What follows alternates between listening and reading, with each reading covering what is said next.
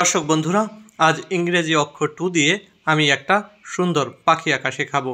Two লেখার পরে এর উপর থেকে এভাবে একটা টান দিয়ে নিয়ে আসতে হবে নিচে।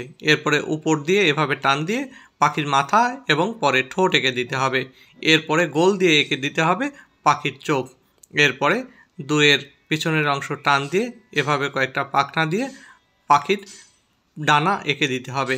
এরপরে টান দিয়ে পাখি যে ডালের উপরে বসে থাকবে সেটিকেও একটু সুন্দর করে এঁকে দিতে হবে। এই ডানা আঁকা হয়ে গেলে পাখির পা দিয়ে দিচ্ছি।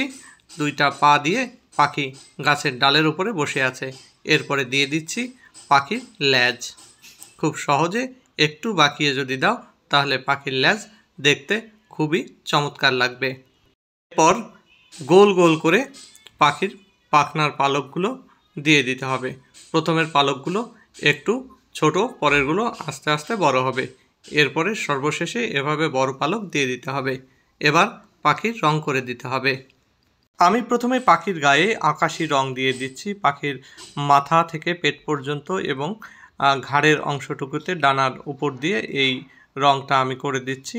এরপর সাদা রং মিশিয়ে দেব এবং পর্যায়ক্রমে পাখির গায়ে বিভিন্ন গ্রেডের নীল রং দিয়ে দেব এবং পরবর্তীতে গাছের ডালটিতে বাদামি রং দিয়ে দেব।